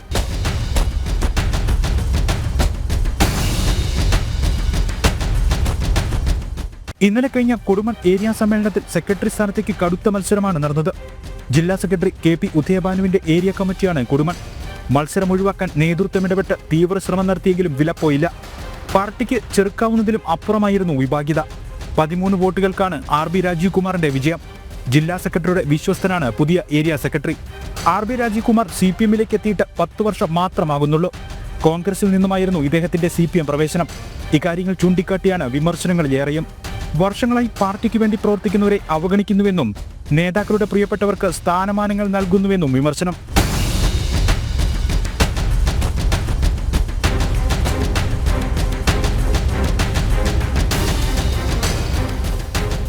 പത്തനംതിട്ടയിലെ വിഭാഗീയത പരിഹരിക്കാൻ ഇന്നലെയാണ് സംസ്ഥാന സെക്രട്ടറി MV ഗോവിന്ദൻ ജില്ലയിലേക്ക് നേരിട്ടെത്തിയത്. തിരുവല്ല വിഭാഗീയത തീർക്കാൻ ശ്രമം നടത്തി സംസ്ഥാന സെക്രട്ടറി മടങ്ങിയതിനു പുറകെ അടുത്ത കലഹവും പൊട്ടിപ്പുറപ്പെട്ടു. പല കോണുകളിൽ നിന്നുയരുന്ന ചെറുതും വലുതുമായ വിഭാഗീയതകൾ പരിഹരിച്ച് എങ്ങനെ ജില്ലാ സമ്മേളനം പൂർത്തീകരിക്കുമെന്നത് നേതൃത്വത്തിന് തലവേദന സൃഷ്ടിക്കുന്നുണ്ട്. ജനം, പത്തനംതിട്ട. CPM ഏരിയ സമ്മേളനങ്ങളിൽ നേതാക്കൾക്കെതിരെ ഉയരുന്നത് ഗുരുതരമായ ആരോപണങ്ങൾ. അഴിമതിയും ബാങ്ക് തട്ടിപ്പും ലൈംഗിക ആരോപണങ്ങളും ഉയർത്തി നവമാധ്യമങ്ങളിലും ചേരിപ്പോര്. പരസ്യ പോർവിളികളും തെരുവിലിറങ്ങിയുള്ള കൂട്ടത്തല്ലും തടയുന്നതിൽ പരാജയപ്പെടുകയാണ് ജില്ലാ സംസ്ഥാന നേതൃത്വങ്ങൾ. CPMലെ പ്രാദേശിക കലാപങ്ങൾ സംസ്ഥാനത്തെമ്പാടും വ്യാപിക്കുന്നതോടെ പുറത്തുവരുന്നത് പാർട്ടിയിലെ നേതാക്കന്മാർക്കെതിരായ ഗുരുതര ആരോപണങ്ങൾ. കൊള്ളക്കാരിൽ നിന്നും പാർട്ടി രക്ഷിക്കണമെന്നാവശ്യപ്പെട്ട് പ്രകടനം നടന്ന കരുനാഗപ്പള്ളിയിൽ നേതാക്കൾക്കെതിരെ സ്ത്രീപീഡനം മുതൽ ബാർബിനാമി, ക്രിമിനൽ ബന്ധം, ഭൂമി കയ്യേറ്റം തുടങ്ങിയ പരാതികളാണ് ഉയർന്നത്. തിരുവനന്തപുരത്തെ മംഗലപുരം ഏരിയ സമ്മേളനത്തിൽ പാർട്ടി ഓഫീസ് നിർമ്മാണത്തിലെ സാമ്പത്തിക ക്രമക്കേടാണ് വിവാദമായത്. ഏരിയ സെക്രട്ടറി കണക്ക് കാണിച്ചിരുന്നുള്ള ആരോപണവും തർക്കവും കയ്യാങ്കളിയിലെത്തി. സ്ഥാനം തെറിച്ചതോടെ ജില്ലാ സെക്രട്ടറി വിമർശിച്ച് ഏരിയ സെക്രട്ടറി മുല്ലശ്ശേരി മധു പാർട്ടി വിടുകയും ചെയ്തു. തിരുവല്ലയിൽ പീഡനക്കേസ് പ്രതിയെ മുതിർന്ന നേതാക്കൾ സംരക്ഷിക്കുന്നതിന്റെ പേരിലുണ്ടായ തർക്കവും സമാപിച്ചത് കയ്യാങ്കളിയിൽ. CPM നേമം ഏരിയ സമ്മേളനത്തിൽ നേമം സഹകരണ ബാങ്കിലെ തട്ടിപ്പുകളാണ് ചർച്ചയായത്. മരണപ്പെട്ടവരുടെ പേരിൽ പോലും ലക്ഷങ്ങൾ തട്ടിയെടുത്തവർ പാർട്ടിയിലുണ്ടെന്നായിരുന്നു ആരോപണം. നേതാക്കളുടെ നിലപാടുകൾ പാർട്ടിക്ക് കളങ്കമുണ്ടാക്കിയെന്നും വിമർശനമുണ്ടായി. കീഴ്ഘടകങ്ങളിൽ ആളിക്കത്തുന്ന അസംതൃപ്തി വിഭാഗീയതയും പരിഹരിക്കാൻ പാർട്ടി ജില്ലാ സംസ്ഥാന നേതൃത്വങ്ങൾ പരാജയപ്പെട്ടതാണ് പൊട്ടിത്തെറിയിലേക്ക് നയിച്ചത്. CPM സംസ്ഥാന സെക്രട്ടറിയുടെ ഇടപെടലുകളും പാർട്ടിയിലെ പ്രശ്നങ്ങൾ പരിഹരിക്കാനായില്ല. ആരോപണങ്ങളിൽ മുഖം നഷ്ടപ്പെട്ട മുഖ്യമന്ത്രിക്കും CPM സംസ്ഥാന നേതൃത്വത്തിനും പാർട്ടിയിലുള്ള പിടിയായെന്നതും പ്രാദേശിക സംഘടനാ പ്രശ്നങ്ങൾ കൂട്ടത്തലിലേക്കും പ്രതിഷേധങ്ങളിലേക്കും എത്താൻ കാരണമായിട്ടുണ്ട്. പാർട്ടി അച്ചടക്കം ലംഘിച്ചുകൊണ്ടുള്ള പരസ്യ പോർവിളികളും വിഭാഗീയ പ്രവർത്തനങ്ങളും ജില്ലാ സംസ്ഥാന നേതൃത്വങ്ങളിലേക്കും വ്യാപിക്കുമോ എന്നതും CPMനെ ആശങ്കയിലാഴ്ത്തുന്നു. ജനം, തിരുവനന്തപുരം. ജോലിയിൽ പ്രവേശിക്കാതെ തൃശൂർ കലാമണ്ഡലത്തിൽ പ്രതിഷേധവുമായി അധ്യാപകർ. പിരിച്ചുവിട്ട താൽക്കാലിക ജീവനക്കാരായ അധ്യാപകരാണ് പണിമുടക്കുന്നത്. തിരിച്ചെടുത്തെങ്കിലും അകാരണമായി പിരിച്ചുവിട്ടതിലാണ് പ്രതിഷേധം. വിവരങ്ങളുമായി ആനന്ദ് പുത്തൂർ ചേരുകയാണ്. ആനന്ദ്, വലിയ പ്രതിഷേധത്തിനൊടുവിലാണ് ഈ അധ്യാപകരെയും അനധ്യാപകരെയും തിരിച്ചെടുക്കാൻ സർവകലാശാല തീരുമാനിച്ചത്. ഇപ്പോൾ ഈ അധ്യാപകരുടെ നിലപാട് എന്താണ്? യഥാർത്ഥത്തിൽ അവർ അപമാനിക്കപ്പെടുകയായിരുന്നില്ലേ ഈ വിദ്യാർത്ഥികൾക്ക് മുന്നിൽ? തീർച്ചയായിട്ടും നീലിമ, ഏതാണ്ട് അധ്യാപകരും അനധ്യാപകരും ഉൾപ്പെടെ 125 താൽക്കാലിക ജീവനക്കാരെയാണ് ഇത്തരത്തിൽ കലാമണ്ഡലത്തിൽ പിരിച്ചുവിട്ടത്. സാമ്പത്തിക പ്രതിസന്ധിയുടെ കാരണം പറഞ്ഞുകൊണ്ടായിരുന്നു ഇവരെ പിരിച്ചുവിട്ടത്. ഈ കലാമണ്ഡലം പോലെ അന്താരാഷ്ട്ര തലത്തിൽ പ്രശസ്തി ആർജിച്ച ഒരു സ്ഥാപനത്തിൽ ഇത്തരത്തിലൊരു കൂട്ട പിരിച്ചുവിടലിനെതിരെ ശക്തമായ പ്രതിഷേധം ആ സമയത്ത് തന്നെ ഉണ്ടായിരുന്നു. തുടർന്നാണ് സാംസ്കാരിക വകുപ്പ് മന്ത്രിക്ക് വിഷയത്തിൽ ഇടപെട്ടുകൊണ്ട് ഈ ഒരു ഉത്തരവ് പിൻവലിക്കേണ്ടി വന്നത്. എന്തായാലും ഈ തിരിച്ചെടുത്ത അധ്യാപകർ ഇന്ന് രാവിലെ തന്നെ ജോലിയിൽ പ്രവേശിച്ചിരുന്നു. എന്നാൽ ഈ അകാരണമായി പിരിച്ചുവിട്ടതിന്റെ കാരണം വ്യക്തമാക്കണമെന്ന് ആവശ്യപ്പെട്ടുകൊണ്ട് ഈ ജോലിയിൽ പ്രവേശിക്കാതെ, അതായത് കലാമണ്ഡലത്തിൽ എത്തിയെങ്കിലും ജോലിയിൽ പ്രവേശിക്കാതെ പ്രതിഷേധിക്കുകയായിരുന്നു. രാവിലെ തന്നെ കലാമണ്ഡലത്തിൽ എത്തിയെങ്കിലും ഇവർ ഒപ്പുവെക്കാതെ ഇതിന്റെ കാരണം വ്യക്തമാക്കണമെന്ന് ആവശ്യപ്പെട്ടുകൊണ്ട് പ്രതിഷേധിച്ചു. ആനന്ദ്, ഇതിൽ ശ്രദ്ധിക്കേണ്ട ഒരു വസ്തുത എന്ന് പറയുന്നത് ഗവർണറുമായുള്ള ഒരു തർക്കത്തെ തുടർന്ന് മല്ലിക സാരാഭായിയെ അവിടെ വൈസ് ചാൻസലറായി കൊണ്ടുവരാനൊക്കെ PC ആയി കൊണ്ടുവരാനൊക്കെ ഉള്ളൊരു നീക്കം സർക്കാർ നടത്തി. ലക്ഷങ്ങളാണ് മല്ലിക സാരാഭായിക്ക് പ്രതിഫലമായി ഓഫർ ചെയ്തത്. അത്തരത്തിൽ ശമ്പളം എഴുതിയെടുക്കുന്നൊരു സ്ഥിതിയുണ്ടായി. ഈ ഘട്ടത്തിലാണ് ഈ സർക്കാരിൻ്റെ ദുർവാശിക്ക് വേണ്ടി മല്ലിക സാരാഭായിക്ക് വേണ്ടി ലക്ഷങ്ങൾ കൊടുക്കുന്ന ഒരു ഇടത്താണ് ഈ അവിടെ പണിയെടുക്കുന്ന അധ്യാപകർക്ക് ശമ്പളം നൽകാൻ പൈസയില്ല എന്ന് പറഞ്ഞുകൊണ്ട് ഇവരെ പിരിച്ചുവിടുന്ന ഒരു സ്ഥിതി ഉണ്ടായത്. 140 കളരികളിൽ ആകെ പഠിപ്പിക്കാനുള്ളത് 61 അധ്യാപകരായി അവശേഷിക്കുന്ന സ്ഥിതിയുണ്ടായി. വലിയ പ്രതിസന്ധിയിലേക്ക് സർക്കാരിൻ്റെ വാശി തന്നെ ഈ ഒരു സ്ഥാപനത്തെ പ്രതിസന്ധിയിലേക്ക് കൊണ്ടുചെന്നെത്തിച്ചിരിക്കുന്നത് സർക്കാരിൻ്റെ ദുർവാശിയല്ലേ? തീർച്ചയായിട്ടും നീലിമ, അതായത് ഇത് തന്നെയാണ് കഴിഞ്ഞ ദിവസം കേരള കലാമണ്ഡലത്തിന്റെ മുൻ രജിസ്ട്രാറായിട്ടുള്ള NR രാമപ്രകാശും പറഞ്ഞത്. അതായത് കലാമണ്ഡലത്തിലെ കൂട്ടപ്പിരിച്ചുവിടൽ ഇതിന്റെ പ്രവർത്തനത്തെ സാരമായി തന്നെ ബാധിക്കും. മാത്രമല്ല, നേരത്തെ സൂചിപ്പിച്ച പോലെ തന്നെ ഇതിന്റെ ചാൻസലറായിട്ടുള്ള മല്ലിക സാരാഭായി 3 ലക്ഷം രൂപ വരെ ഇപ്പോൾ ശമ്പളം വാങ്ങുന്നുണ്ട്. 4 ഉദ്യോഗസ്ഥർ 10 ലക്ഷം രൂപ, 4 ഉദ്യോഗസ്ഥർക്ക് നൽകുന്നത് 10 ലക്ഷം രൂപയാണ്. അപ്പോൾ ആ ശമ്പളം ഉണ്ടെങ്കിൽ 10 ജീവനക്കാർക്ക് ശമ്പളം നൽകാൻ കഴിയും എന്നാണ് പറയുന്നത്, ഏറ്റവും ചുരുങ്ങിയത്. അപ്പോൾ ഇത്തരത്തിൽ ഒരു ഭാഗത്ത് വലിയ തുക കൊടുത്ത് ആളുകളെ നിയമിക്കുകയും മറുഭാഗത്ത് ഇത്തരത്തിലുള്ള 120ഓളം വരുന്ന അധ്യാപകരെയും അനധ്യാപകരെയും ഉൾപ്പെടുന്ന ഒരു വിഭാഗത്തെ പിരിച്ചുവിടേണ്ടി വരികയും ചെയ്യുന്നതിന് ഒരു വിരോധാഭാസം തന്നെയാണ് പൊതുവെയുള്ള സാംസ്കാരിക പ്രവർത്തനം ചൂണ്ടിക്കാണിക്കുന്നത്. എന്തായാലും ഇന്ന് രാവിലെ കേരള മണ്ഡലത്തിലെ വൈസ് ചാൻസലറായിട്ടുള്ള ഡോക്ടർ B അനന്തകൃഷ്ണൻ സൂചിപ്പിച്ചതും ഇതേ നിലപാട് തന്നെയാണ്. അതായത് ഈ അടിയന്തരമായിട്ടുള്ള സാമ്പത്തിക പ്രശ്നം, അതിന് സർക്കാർ ഒരു പരിഹാരം കാണണം. ആ പരിഹാരം കാണാമെന്നുള്ള ഒരു ഉറപ്പ് നൽകിയതിനെ തുടർന്നാണ് ഇത്തരത്തിൽ പിരിച്ചുവിട്ടവരെ തിരിച്ചെടുത്തിട്ടുള്ളത്. ഈ സാംസ്കാരിക സ്ഥാപനങ്ങൾ സ്വന്തം നിലയ്ക്ക് പ്രവർത്തിക്കണമെന്നുള്ള സർക്കാരിന്റെ നിലപാട് ശരിയല്ലെന്നും ഈ വൈസ് ചാൻസലർ ഇന്ന് രാവിലെ തുറന്നടിച്ചിരുന്നു.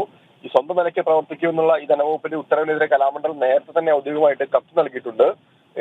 നടപടിക്രമങ്ങൾ, അതായത് നിവൃത്തിയില്ലാത്തത് കൊണ്ടാണ് അത്തരത്തിലുള്ള നടപടിയിലേക്ക് പോയത് എന്നും അദ്ദേഹം ചൂണ്ടിക്കാണിക്കുന്നുണ്ട്. എന്തായാലും ഈ ഇന്ന് എത്തിയ അധ്യാപകർ എന്തായാലും ജോലിയെ പ്രവേശിച്ചില്ല, അവർ പ്രതിഷേധിച്ചുകൊണ്ടിരിക്കുക തന്നെയാണ്. നീലിമ, ശരി. കലാമണ്ഡലം കൽപ്പിത സർവകലാശാലയെ പ്രതിസന്ധിയിലേക്ക് തള്ളിവിടാനാണ് സർക്കാരിന്റെ നീക്കം. മറ്റൊരു വാർത്തയിലേക്ക്. വളപട്ടണത്തെ വൻ കവർച്ചാ കേസിലെ പ്രതി അറസ്റ്റിൽ. അയൽവാസിയായ ലിജീഷാണ് പിടിയിലായത്. കഴിഞ്ഞ മാസം 20-നായിരുന്നു വ്യാപാരിയായ അഷ്റഫിന്റെ വീട്ടിൽ നിന്ന് പണവും സ്വർണവും മോഷണം പോയത്. പിടിയിലായ പ്രതി കഴിഞ്ഞ വർഷം കീച്ചേരിയിൽ സമാനമായ മോഷണം നടത്തിയതായി പോലീസ് വ്യക്തമാക്കി. അഷ്റഫിന്റെ വീടുമായി അടുത്ത ബന്ധമുള്ള ആളായിരിക്കും മോഷണത്തിന് പിന്നിലെന്ന് പോലീസിന് ആദ്യം തന്നെ സംശയമുണ്ടായിരുന്നു.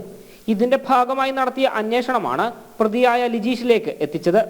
ഒരു മതിലിന് ഇരുപുറവുമാണ് അഷ്റഫിന്റെയും ലിജീഷിന്റെയും വീടുകളുള്ളത്. അഷ്റഫിന്റെ വീട് ലിജീഷ് നിരന്തരം നിരീക്ഷിച്ചു വരികയായിരുന്നു. നവംബർ 19-ന് അഷ്റഫും കുടുംബവും വീട് പൂട്ടി മധുരയിലേക്ക് പോയെന്ന് മനസ്സിലാക്കിയ പ്രതി മോഷണം നടത്തി. കഷണ്ടിയുള്ള ആളാണ് പ്രതിയെന്ന് CCTV-യിൽ നിന്ന് മനസ്സിലായി. വിരലടയാളം പരിശോധിച്ചാണ് പ്രതിയെന്ന് സ്ഥിരീകരിച്ചത്. തുടർന്ന് നടത്തിയ പരിശോധനയിൽ തൊണ്ടി മുതൽ പ്രതിയുടെ വീട്ടിൽ നിന്ന് കണ്ടെടുത്തു.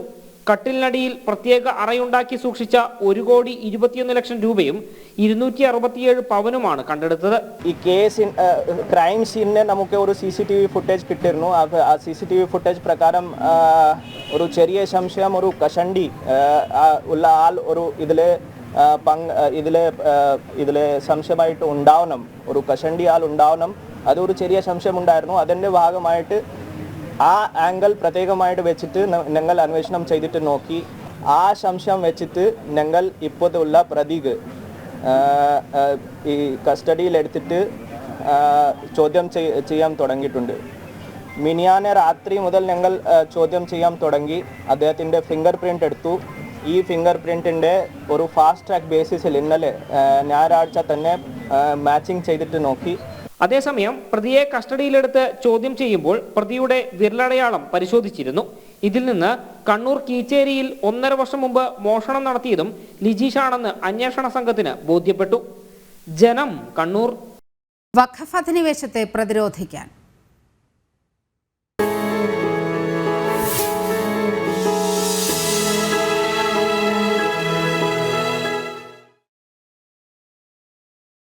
YSR കോൺഗ്രസ് രൂപീകരിച്ച വഖഫ് ബോർഡ് പിരിച്ചുവിട്ട് ആന്ധ്രാപ്രദേശ് സർക്കാർ.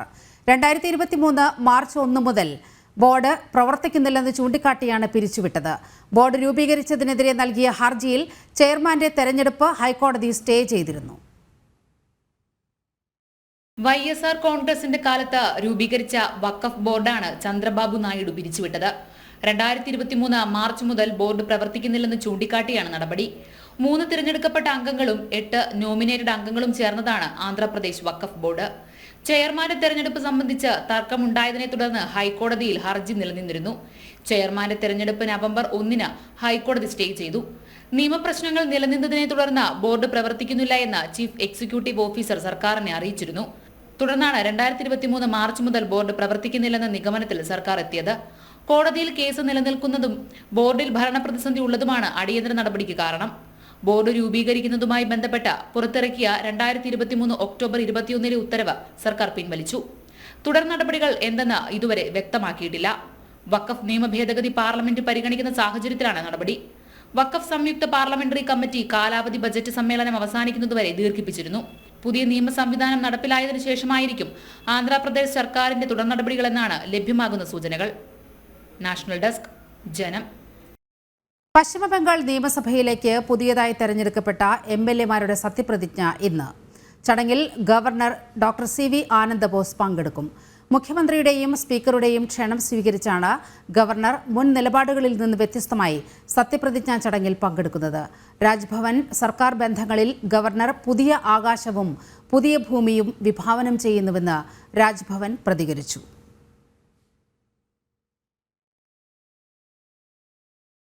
കർഷക സംഘടനകളുടെ ഡൽഹി ചലോ മാർച്ചിനെ തുടർന്ന് രാജ്യതലസ്ഥാനത്ത് സുരക്ഷാ ക്രമീകരണം ശക്തമാക്കി. പാർലമെന്റ് സമ്മേളനം നടക്കുന്നതിനാൽ മാർച്ചിന് അനുമതി നൽകിയിട്ടില്ലെന്നും പ്രതിഷേധക്കാരെ അതിർത്തിയിൽ തടയുമെന്നും പോലീസ് വ്യക്തമാക്കി.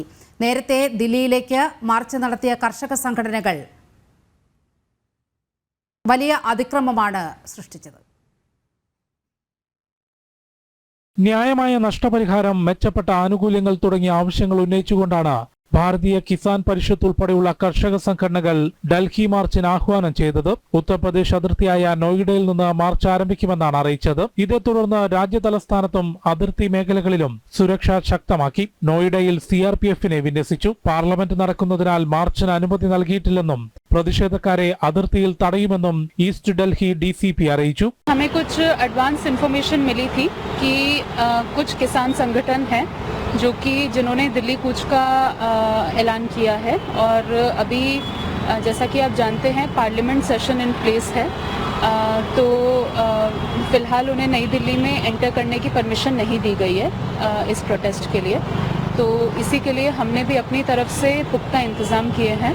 കർഷകരുടെ പ്രശ്നങ്ങൾ കേൾക്കുന്നതിനും പരിഹാരം കാണുന്നതിനും കേന്ദ്ര സർക്കാർ എപ്പോഴും തയ്യാറാണെന്ന് കേന്ദ്രമന്ത്രി ചിരാഗ് പാസ്വാൻ അറിയിച്ചു. കർഷകർക്ക് ഇതുവരെ ലഭിക്കാത്ത ആനുകൂല്യങ്ങളും സംരക്ഷണവും മോദി സർക്കാർ നൽകുന്നുണ്ടെന്നും ക്രമസമാധാന പ്രശ്നങ്ങൾ ഉണ്ടാകാൻ സാധ്യതയുള്ള സമരങ്ങളിൽ നിന്ന് കർഷക സംഘടനകൾ പിന്മാറണമെന്നും കേന്ദ്രമന്ത്രി ആവശ്യപ്പെട്ടു. देखिए, सरकार पूरी तरीके से किसानों की बात सुनने के लिए, उनसे बातचीत करने के लिए तैयार है, पर ये बार बार इस तरीके से सिर्फ मार्च करना, ये करना, पिछली बार भी जिन कानूनों पर उनको ऐतराज़ था सरकार ने बिना किसी शर्त के, बिना किसी उसके उनको विड्रॉ करने का काम किया. ये सरकार की सोच, सरकार की नीयत को दर्शाता है कि पूरी तरीके से किसानों की भावना के साथ हमारी केंद्र की NDA सरकार काम करने का प्रयास कर रही है. ഈ വർഷം ഫെബ്രുവരി 13 പഞ്ചാബിൽ നിന്ന് കർഷക സംഘടനകൾ ആരംഭിച്ച ഡൽഹി ചലോ മാർച്ച് ഹരിയാന പോലീസ് തടഞ്ഞതിനെ തുടർന്ന് ഇപ്പോഴും ദേശീയപാത പൂർണ്ണമായും തടസ്സപ്പെടുത്തിക്കൊണ്ട് ശംഭു അതിർത്തിയിൽ തുടരുകയാണ്. ജനം, ഡൽഹി. സിറിയയിലെ അലെപ്പോയിൽ ശക്തമായ വ്യോമാക്രമണം നടത്തി റഷ്യ. 12 പേർ ആക്രമണത്തിൽ കൊല്ലപ്പെട്ടു. ഇദ്ലിബിൽ നടന്ന ആക്രമണത്തിൽ 50 പേർക്ക് ഗുരുതര പരിക്കേറ്റു. ഹമയിലും വ്യാപക റഷ്യൻ ആക്രമണം. ഇന്നലെ അലപ്പോ നഗരത്തിൽ നിന്ന് സിറിയൻ സൈന്യം പിന്മാറിയിരുന്നു. ഹയാത്ത് തഹരീർ അൽ ഷം ഇസ്ലാമിക ഭീകര സംഘടനയാണ് വിമത ആക്രമണത്തിന് നേതൃത്വം നൽകുന്നത്. തുടർച്ചയായ ആക്രമണത്തിലൂടെ അലിപ്പോ നഗരം വിമത സംഘം പിടിച്ചെടുത്തിരുന്നു. തുടർന്ന് ഇന്നലെ സിറിയൻ സൈന്യം അലിപ്പോയിൽ നിന്നും പിന്മാറി. സേനാ പിന്മാറ്റത്തിന് പിന്നാലെ റഷ്യൻ വ്യോമസേന ശക്തമായ ആക്രമണം നടത്തുകയായിരുന്നു. 12ഓളം പേർ ആക്രമണത്തിൽ കൊല്ലപ്പെട്ടു. ഇദ്ലിബിൽ നടന്ന ആക്രമണത്തിൽ 50 പേർക്ക് ഗുരുതര പരിക്കുമേറ്റിട്ടുണ്ട്. ഹമയിലും വ്യാപക റഷ്യൻ ആക്രമണം നടന്നു. 300-ലേറെ പേർ ഇതുവരെ കൊല്ലപ്പെട്ടു എന്നാണ് വിവരം. 2016 ശേഷം ആദ്യമായാണ് സിറിയയിൽ റഷ്യൻ സൈനിക നടപടി ഉണ്ടാകുന്നത്. വിമതർ പിടിച്ചെടുത്ത അലിപ്പോ നഗരം തിരിച്ചുപിടിക്കുമെന്ന് പ്രസിഡന്റ് ബഷർ അൽ അസദ് അറിയിച്ചു. 3 ദിവസമായി ശക്തമായ ആക്രമണമാണ് സിറിയയിലും പരിസര പ്രദേശങ്ങളിലുമായി തുടരുന്നത്. ഇന്റർനാഷണൽ ഡെസ്ക്, ജനം. സബർമതി സിനിമാ പ്രദർശനത്തിന് പ്രധാനമന്ത്രി എത്തും.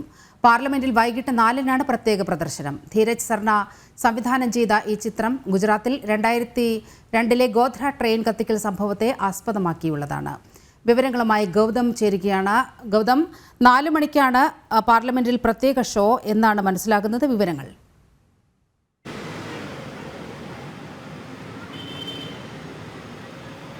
നിലിമ, പ്രധാനമന്ത്രി ഉൾപ്പെടെയുള്ള പ്രമുഖർക്കും ഒപ്പം കേന്ദ്രമന്ത്രിമാർ, എംപിമാർ തുടങ്ങിയവർക്കായി പാർലമെന്റിലൊരു പ്രത്യേക ഷോ ഈ സബർമതി റിപ്പോർട്ടുമായി ബന്ധപ്പെട്ട് നടക്കുന്നു എന്നാണ് മനസ്സിലാക്കാൻ കഴിയുന്നത്. ഔദ്യോഗികമായി ഇത് സംബന്ധിച്ചൊരു അറിയിപ്പ് ലഭ്യമായിട്ടില്ല. എങ്കിലും ഇന്ന് വൈകിട്ട് ഈ സിനിമാ പ്രദർശനത്തിൻ്റെ ഭാഗമാകാൻ പ്രധാനമന്ത്രി നരേന്ദ്രമോദിയും ഉണ്ടാകുമെന്ന് തന്നെയാണ് നമുക്ക് മനസ്സിലാക്കാൻ സാധിക്കുന്നത്. നിലവിൽ രാജ്യത്തൊട്ടാകെ വലിയ സ്വീകാര്യത ലഭിച്ചിരിക്കുന്ന ഒരു സിനിമയായി സബർമതി റിപ്പോർട്ട് ഇതിനകം തന്നെ മാറിക്കഴിഞ്ഞിരിക്കുന്നു.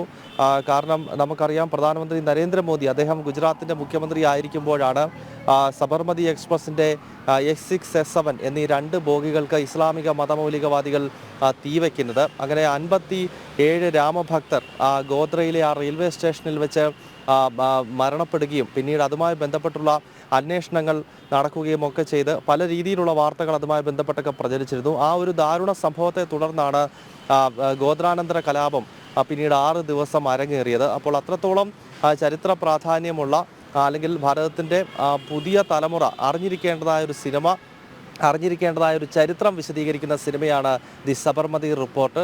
നേരത്തെ കശ്മീർ ഫയൽസും അതോടൊപ്പം തന്നെ ദ കേരള സ്റ്റോറി തുടങ്ങിയ സിനിമകൾക്ക് ലഭിച്ച അതേ സ്വീകാര്യത സബർമതി റിപ്പോർട്ടിനുമുണ്ട്. എന്തായാലും പ്രധാനമന്ത്രി നരേന്ദ്രമോദിയും ഇന്നിപ്പോൾ ആ സിനിമ പ്രദർശനത്തിൻ്റെ ഭാഗമാകാനായി എത്തുന്നു എന്നതാണ് ശ്രദ്ധേയം. നീലിമ, സബർമതി സിനിമ പ്രദർശനത്തിന് പ്രധാനമന്ത്രി എത്തുന്നു. പാർലമെന്റിൽ വൈകിട്ട് 4-നാണ് പ്രത്യേക പ്രദർശനം. ധീരജ് സർണ സംവിധാനം ചെയ്ത ഈ ചിത്രം ഗുജറാത്തിൽ 2002 ഗോധ്ര ട്രെയിൻ കത്തിക്കൽ സംഭവത്തെ ആസ്പദമാക്കിയുള്ളതാണ്. വിവരങ്ങളാണ് ഗൗതം പങ്കുവച്ചത്. ഇനി ശബരിമല വാർത്തകളിലേക്കാണ്. ശരണമെൻ്റെ അയ്യപ്പ. ശരണമെൻ്റെ അയ്യപ്പ പവർഡ് ബൈ അഴകുള്ള മുടിക്ക് വേണം total care from AVA. Co powered by ഇനിയെന്നും നിങ്ങളുടെ പ്രഭാത ഭക്ഷണം BKD സ്റ്റീം പുട്ടുപൊടി, rich and soft. Bharat Lajna multi state housing cooperative society limited, Kerala, Tamil Nadu and Pondicherry. Meralda gold, diamond, gems. ആതുര സേവന രംഗത്ത് സമർപ്പിത സേവനത്തിന്റെ 50 വർഷങ്ങൾ. Bharat hospital in association with GDS Subasana agarbattis. ഇനി ആനന്ദം നിറയട്ടെ ഓരോ ആരംഭത്തിലും. Makarajyothi group of companies, Pune, Maharashtra. ഇനി നമ്മുടെ വീട്ടിൽ ഉദയഭാരത് കലണ്ടർ തന്നെ. വ്രതശുദ്ധിയുടെ നാളുകളിൽ വീടെങ്ങും ഉയരട്ടെ മകരനക്ഷത്രങ്ങൾ. ആർഷ പ്യൂർ പൂജ പ്രൊഡക്ട്സ്.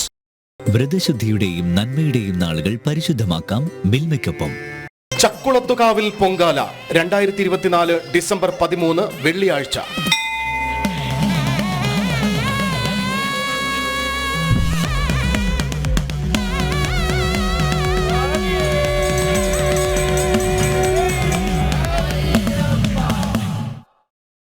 ശബരിമലയിൽ ഭക്തജന തിരക്ക് തുടരുന്നു. മഴ ഇടവിട്ട് പെയ്യുന്നുണ്ടെങ്കിലും തീർത്ഥാടക തിരക്കിനെ ബാധിക്കുന്നില്ല. ഇന്ന് ഇതുവരെ 1,00,000-ഓളം ഭക്തരാണ് ശബരിമലയിൽ എത്തിയത്. ശബരിമലയിൽ ഇടവിട്ട് മഴ പെയ്യുകയാണ്. പക്ഷേ ഭക്തരുടെ തിരക്കിൽ ഇന്ന് യാതൊരു തരത്തിലുള്ള കുറവുമില്ല. എന്തായാലും 50,000-ത്തിലധികം തീർത്ഥാടകരാണ് ഇതുവരെയും ശബരിമല സന്നിധാനത്തേക്ക് അയ്യപ്പ ദർശനത്തിനായി എത്തിയത്. എന്തായാലും വലിയ രീതിയിലുള്ള ഒരു തിരക്ക് ഇന്നലത്തെ അപേക്ഷിച്ച് ഇന്നലെ നടപ്പന്തലടക്കം തീർത്ഥാടകരുടെ ഒരു തിരക്കിൽ വലിയ ഒരു കുറവുണ്ടായിരുന്നു. പക്ഷേ ആ ഒരു തിരക്ക് ഇന്ന് പുലർച്ചെ നട തുറന്നപ്പോൾ മുതൽ മാറിയിരിക്കുകയാണ്. മഴ പെയ്യുന്നുണ്ടെങ്കിലും അത് തീർത്ഥാടകരുടെ ഒരു തിരക്കിനെ യാതൊരു തരത്തിലും ബാധിക്കുന്നില്ല എന്നതാണ് ഏറ്റവും പ്രധാനപ്പെട്ട കാര്യം. എന്തായാലും വരും ദിവസങ്ങളിലും ഈ തിരക്ക് കൂടാനുള്ള ഒരു സാധ്യത തന്നെയാണ് നിലവിലുള്ളത്. കാരണം ഈ കഴിഞ്ഞ ദിവസങ്ങളിലൊക്കെ ഈ മഴയെ അപേക്ഷിച്ച് തീർത്ഥാടകരുടെ ഒരു തിരക്കിൽ ഒരു കുറവുണ്ടായിരുന്നു. ആ തീർത്ഥാടകരൊക്കെ തന്നെ സന്നിധാനത്തേക്ക് എത്താനുള്ള ഒരു സാധ്യതയുണ്ട്. അത് മുന്നിൽ കണ്ടുകൊണ്ട് കൂടുതലായി തീർത്ഥാടകർ എത്തുമ്പോൾ അതിനനുസരിച്ചുള്ള ഒരു ക്രമീകരണങ്ങൾ ഒരുക്കുമെന്ന് ജില്ലാ ഭരണകൂടവും അതോടൊപ്പം തന്നെ ശബരിമല ADM-ഉം പോലീസും എല്ലാം തന്നെ ദേവസ്വം ബോർഡും എല്ലാം തന്നെ വ്യക്തമാക്കിയിരിക്കുന്നു. എന്തായാലും വരും ദിവസങ്ങളിൽ ഈ മഴ കുറയുന്നതിനനുസരിച്ച് തിരക്ക് കൂടാനുള്ള ഒരു സാധ്യതയാണ് ഉള്ളത്. എന്തായാലും ഇന്ന് വൈകിട്ടും ഇത്തരത്തിലുള്ള കൃത്യമായ തീർത്ഥാടകരുടെ ഒരു തിരക്ക് ഉണ്ടാകുമെന്നുള്ള ഒരു കണക്കുകൂട്ടൽ തന്നെയാണ് ദേവസ്വം ബോർഡും പോലീസും ഒക്കെ തന്നെ ഉള്ളത്. ശബരിമല പരമ്പരാഗത കാനനപാത വഴിയുള്ള തീർത്ഥാടനത്തിന് ഹൈക്കോടതി വിലക്കേർപ്പെടുത്തി. വണ്ടിപ്പെരിയാർ പുല്ലുമേട് വഴിയും എരുമേലിയിൽ നിന്നും കരിമല വഴിയും ഇനിയൊരു ഉത്തരവുണ്ടാകും വരെ തീർത്ഥാടകർ സഞ്ചരിക്കരുതെന്ന് ഹൈക്കോടതി ദേവസ്വം ബെഞ്ചിന്റെ ഇടക്കാല ഉത്തരവ്. ഭക്തർ പമ്പയിലും എരുമേലിയിലും കുളിക്കുന്നതിനും ഹൈക്കോടതി വിലക്കേർപ്പെടുത്തി. മഴയും കനത്ത മൂടൽമഞ്ഞും പരിഗണിച്ചാണ് ശബരിമലയിലേക്ക് പരമ്പരാഗത കാനനപാത വഴിയുള്ള തീർത്ഥാടനത്തിന് ഹൈക്കോടതി വിലക്കേർപ്പെടുത്തിയത്. വണ്ടിപ്പെരിയാർ സത്രം പുല്ലുമേട് വഴിയും എരുമേലിയിൽ നിന്നും കരിമല വഴിയും തീർത്ഥാടനം ഇനിയൊരു അറിയിപ്പുണ്ടാകും വരെ പാടില്ലെന്നാണ് ഹൈക്കോടതിയുടെ ഇടക്കാല ഉത്തരവ്. ഈ പാതകളിലൂടെ ഭക്തർ സഞ്ചരിക്കുന്നില്ലെന്ന് ജില്ലാ കളക്ടർമാർ ഉറപ്പുവരുത്തണമെന്നും ഹൈക്കോടതി നിർദ്ദേശിച്ചു.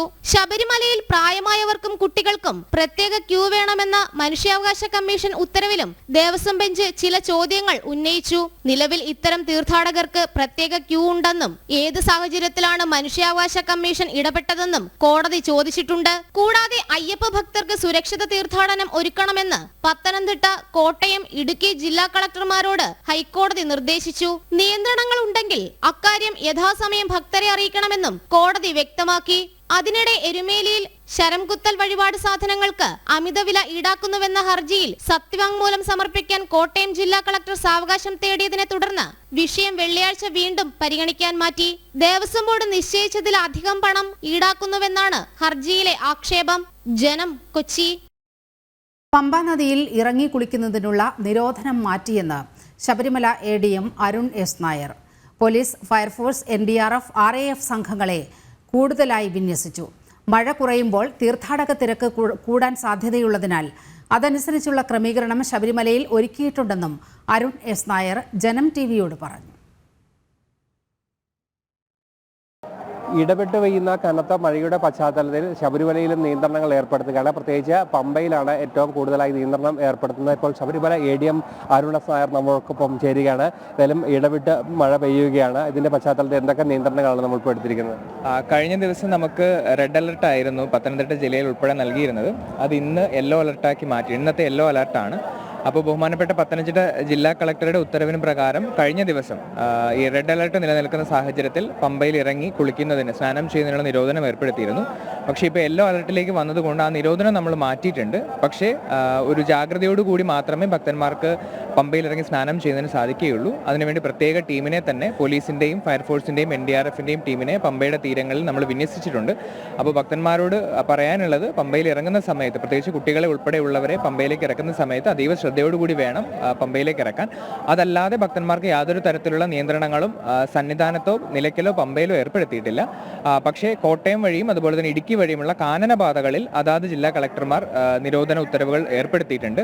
അത് മഴയുടെ തീവ്രത കുറയുന്നതനുസരിച്ച് അതാത് ജില്ലാ കളക്ടർമാർ തീരുമാനിക്കും പ്രകാരം പുനഃസ്ഥാപിക്കുന്നതായിരിക്കും. കഴിഞ്ഞ ദിവസത്തെ അപേക്ഷ തിരക്ക് ഇന്ന് കൂടുകയാണ്. ആ ഒരു ക്രമീകരണങ്ങൾ എങ്ങനെയാണ്?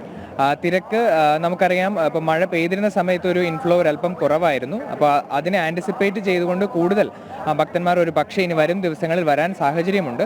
അപ്പോൾ അതിനെ മനസ്സിലാക്കിക്കൊണ്ട് തന്നെ ആ ഒരു തിരക്കിനെ കൂടി ആൻറ്റിസിപ്പേറ്റ് ചെയ്യാനുള്ള എല്ലാ ഒരുക്കങ്ങളും പോലീസിൻ്റെ ഭാഗത്തു നിന്നും അതുപോലെ തന്നെ ക്രൗഡ് മാനേജ്മെന്റിന് വേണ്ടി സജ്ജീകരിച്ചിട്ടുണ്ട്. തീർച്ചയായും അത് തന്നെയാണ് ഏറ്റവും പ്രധാനമായി എടുത്തു പറയേണ്ടത്. വരും ദിവസങ്ങളിൽ ഈ തീർത്ഥാടക തിരക്ക് കൂടാനുള്ള ഒരു സാധ്യതയുണ്ട്. മഴ കുറയുന്നതനുസരിച്ച് തീർത്ഥാടക തിരക്ക് കൂടാനുള്ള ഒരു സാധ്യതയുണ്ട്. അതിനനുസരിച്ചുള്ള ക്രമീകരണങ്ങൾ ശബരിമലയിൽ ഒരുക്കിയിട്ടുണ്ട് എന്നാണ് ADM വ്യക്തമാക്കുന്നത്. മെറാൾഡയുടെ 6ാമത്തെയും 2ാമത്തെ അന്താരാഷ്ട്ര സ്റ്റോറുമായ UAE ഔട്ട്ലെറ്റ് ദുബായ് അൽ ബർഷയിൽ പ്രവർത്തനം ആരംഭിച്ചു. ഇന്ത്യയിലെ പ്രശസ്ത ജ്വല്ലറി ബ്രാൻഡായ മെറാൾഡയുടെ രണ്ടാമത്തെ അന്താരാഷ്ട്ര ഷോറൂം 2024 നവംബർ 30-ന് പ്രശസ്ത ഇന്ത്യൻ അഭിനേത്രിയും മെറാൾഡയുടെ ബ്രാൻഡ് അംബാസഡറുമായ മൃണാൾ താക്കൂർ ഉദ്ഘാടനം ചെയ്തു. Meralda jewels chairman Jaleel Edathil, Meralda ഇന്റർനാഷണലിന്റെ managing director Jaseel Edathil, Lulu group executive director Ashraf Ali MA എന്നിവർ പങ്കെടുത്തു.